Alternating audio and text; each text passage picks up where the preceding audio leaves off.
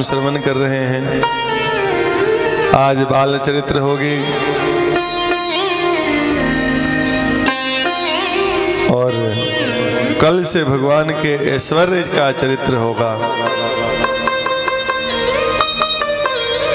जब तक वृंदावन में रहेंगे तब तक उनके माधुर्य का वर्णन होता है। आज जब मथुरा चले जाएंगे और द्वारिका चले जाएंगे तब भगवान के ऐश्वर्य का वर्णन होगा, भगवान के पराक्रम का वर्णन होगा। अभी तो वो वृंदावन में है। वृंदावन प्रेम की भूमि है, इसलिए यहाँ भगवान ने प्रेम रस ही बरसाया।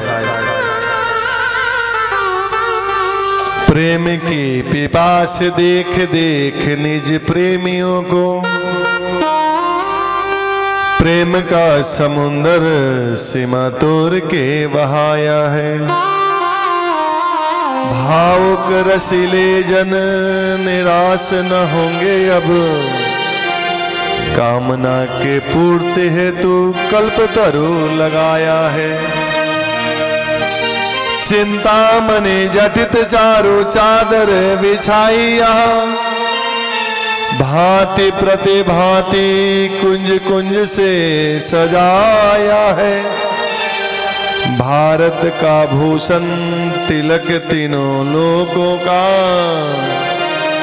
भक्तों के वास हेतु वृंदावन बनाया है। तो वृंदावन तो भक्ति की भूमि है। जो जितना अमलात्मा विमलात्मा पवित्र आत्मा होगा उसके ऊपर वृंदावन का उतना ही रंग चढ़ता है। चादर अगर सफेद हो, एक दाग लग जाए तो दूर से लाइट मारेगा, बढ़िया रंग चढ़ता है सफेद पर। और यदि चादर काली हो तो सूरदास कहते हैं कि काली चादर पे चढ़े न दूजो रंग।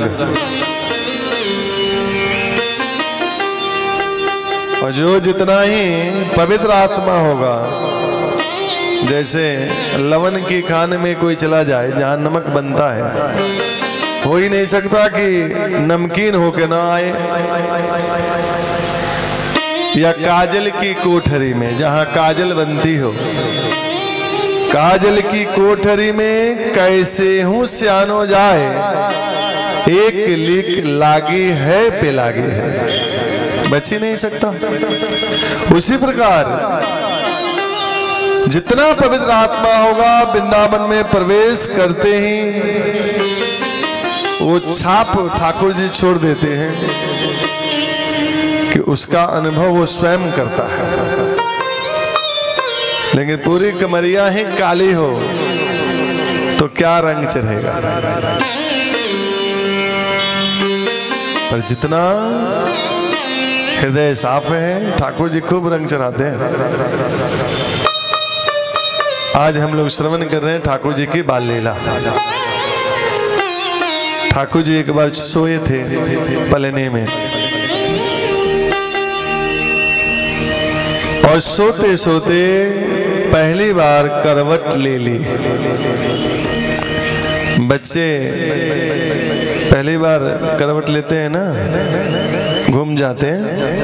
तो छोटा बच्चा अपने आप थोड़ी पलटी मारता है, एक समय आता है तो पलटी मार दिया, यानी करवट ले लिया। उस दिन संयोग से जन्म नक्षत्र था, मैया बड़ी प्रसन्न हुई। मैया ने गोपियों को बुलाया, आओ हमारे घर गीत गानो है। गोपियां सब आई। मैया ने मन में विचार किया कि लाला कच्ची नींद सो रहा है और गीत घर में होगी तो ये जग जाएगा, इसलिए इसका पलना उठा करके घर से बाहर एक बैलगाड़ी खड़ी थी जिसमें बैल नहीं थे। पहले काठ की गाड़ी होती थी ना बैलगाड़ी। बैलगाड़ी के नीचे मैया ने लाला का पलना टांग दिया, लटका दिया। और बैलगाड़ी के ऊपर मैया घर के माट मटके रख दिए और घर में गीत शुरू हो गई लाला के ताई। जैसे गीत शुरू हुआ सब उसमें मग्न हो गए। सब गीत गा रहे थे घर के अंदर। लाला की नींद टूट गई। उन्होंने देखा कि गीत मेरे ताई हो रही है और मैं पलने के नीचे लटक रहा हूं, तो चलूं वहां पर जहां गीत हो रहा है। तो चलूं कैसे, अभी तो चलना सीखा ही नहीं। फिर क्या करें, तो रोने लगे, क्योंकि बालकों का बल है रोना। जब बालक रोएंगे, बाला नाम रोदनम बलम, जब बालक रोएंगे तो मैया अपने आप आएगी, उठा के ले जाएगी। बालक, छोटा बालक रोएगा तो मैया तो सारे काम बंद करके जाएगी उसके पास। खूब रोए, लेकिन गीत में इतने मग्न थे कि किसी को सुनाई नहीं दिया। कोई जाए तो लाला को क्रोध आया और नैवा श्रृणोद रुदितम सुतस्य सा रुदन अस्तनार्थी चरणाउद छिपत। लाला क्रोध में आए और ऐसे चरण का प्रहार किया काठ की गाड़ी पर कि गाड़ी पलट गई। और जब गाड़ी पलट गई तो जो माट मटका ऊपर था वो हो गया नीचे, उसके ऊपर गाड़ी और सबसे ऊपर लाला का पलना। सब भाग के आए, गाड़ी पलटी तो मैया ने लाला को उतारा, गोद में लिया, स्तनपान कराया। तब मैया को जान में जान आई कि मेरा लाला बढ़िया है, भगवान की कृपा है जो बच गया। लेकिन ये गाड़ी पलटी तो कैसे पलटी, बैलसार आया नहीं, आंधी तूफान आया नहीं, तो ये गाड़ी पलटी कैसे भाई। एक बच्चे ने कहा मैया मैं बताऊं। हाँ बताओ। तेरे लाला ना रोते रोते ऐसा चरण का प्रहार किया कि गाड़ी पलट गई। मैया ने कहा कि अरे तू भांग पी के आया है, इतना नेक सो छोरो और इसके मारने से गाड़ी पलट जाए। सुखदेव जी कहते हैं कि हे परीक्षित, उस बालक के बात पर किसी ने भरोसा नहीं किया। न ते श्रद्ध धीरे गोपाल भालवासित मित्रुता। ये बालक ऐसे ही बोलते हैं, हंसने की बात करते हैं, इसके बातों पे क्या भरोसा।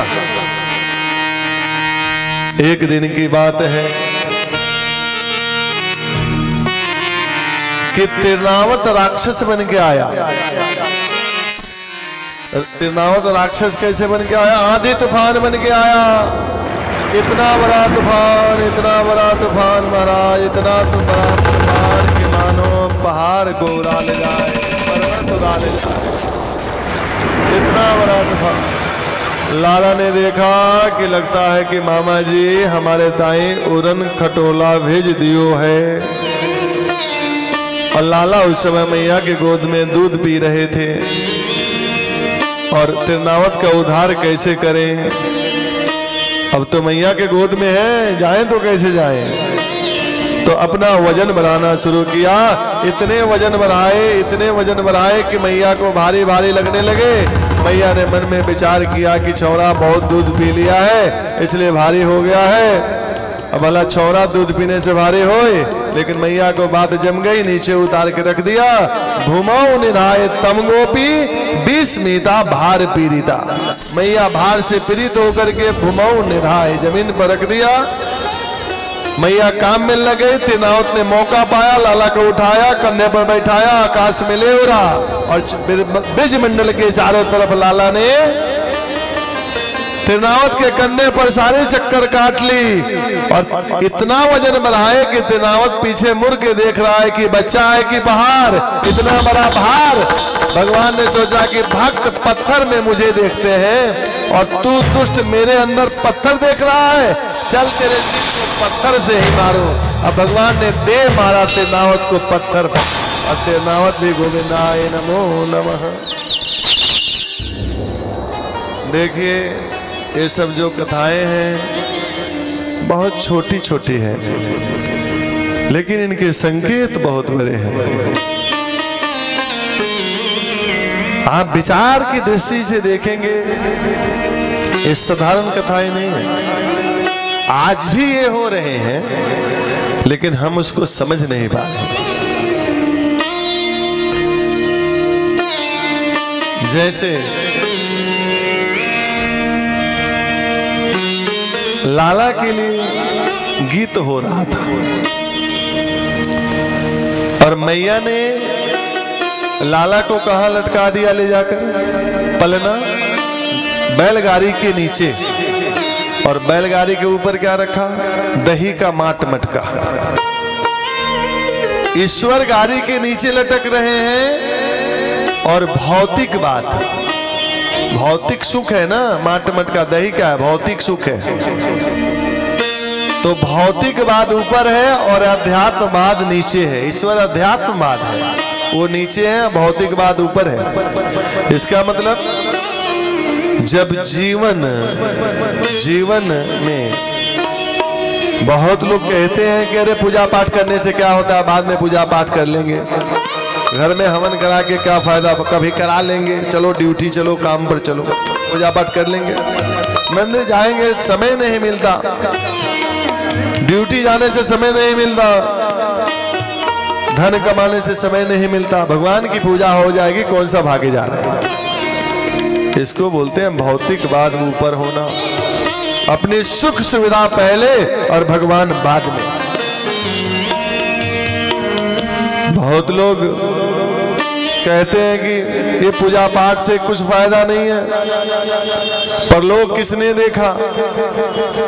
यावत जीवेत सुखम जीवेत ऋणम कृत्वा घृतम पिबेत और भस्मीभूतस्य देहस्य पुनर्गमनाय कुतः। जैसे जिएंगे सांझ से जिएंगे, अपना कमाते हैं तो खाते हैं, या बाप दादाओं की इतनी संपत्ति है कि मुझे किसी से मतलब नहीं, और परलोक किसने देखा? तो दोनों धर्म चला गया, इस लोक का भी धर्म चला गया और परलोक का भी धर्म चला गया। बैलगाड़ी है, ये क्या है? बैलगाड़ी। इस बैलगाड़ी में बैल एक भी नहीं थे। बैल क्या है? धर्म का प्रतीक है। भगवान भोलेनाथ वृषभारूढ़ है, वृषभ उनके ध्वजा का चिन्ह है, यानी भोलेनाथ पूर्ण रूप से धर्म परायण है। बैल धर्म का प्रतीक है। और इस गाड़ी में बैल कितने हैं? एक भी नहीं। दो बैलों से गाड़ी चलती है, और दो बैल का मतलब क्या हुआ? दो प्रकार के धर्म, एक होता है लौकिक धर्म और दूसरा होता है पारलौकिक धर्म। जो दिखता है, माता पिता घर परिवार समाज की सेवा करना धर्म है। जो दिखता है, इस शरीर से जिसका संबंध है उसकी सेवा करना धर्म है, और इसी शरीर में आत्मा भी है, उस आत्मा का संबंध जिसके साथ है उसकी सेवा करना परम धर्म है, उसको कहते हैं पारलौकिक धर्म। तो धर्म और परम धर्म दोनों बैल इसमें से गायब है। जब जीवन में ऐसी समय आती है कि परमात्मा बाद में या परमात्मा नीचे और भौतिकवाद ऊपर, जो करना है अपने सुख सुविधा के लिए करो, भगवान को बाद में देखा जाएगा। जिसके जीवन में भगवान बाद में आते हैं तो भगवान की क्या होती है? ऐसी ठोकर लगती है कि जीवन की गाड़ी पलट जाती है। और बड़े बड़े नास्तिक, ओ आया सुनामी, ओ आया भूकंप, कि बड़े बड़े नास्तिक भी भजना शुरू कर देते हैं कि कोई तो ऐसी शक्ति है जिसके हाथ में ये सब कुछ है। चाहे उस शक्ति की आप जो नाम ले लीजिए, उस शक्ति के सामने सब मजबूर है, किसी की नहीं चलती।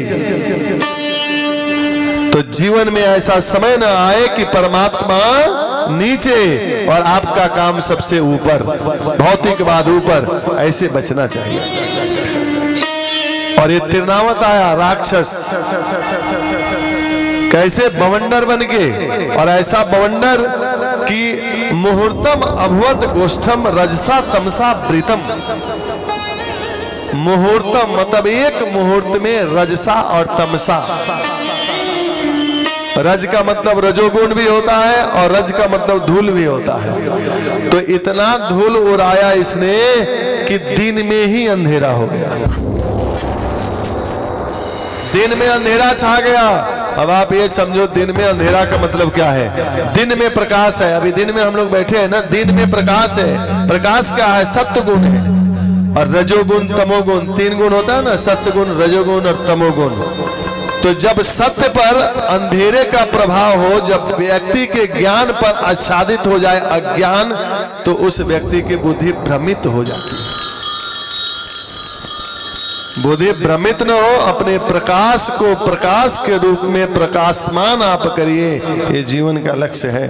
बुद्धि भ्रमित नहीं होना चाहिए।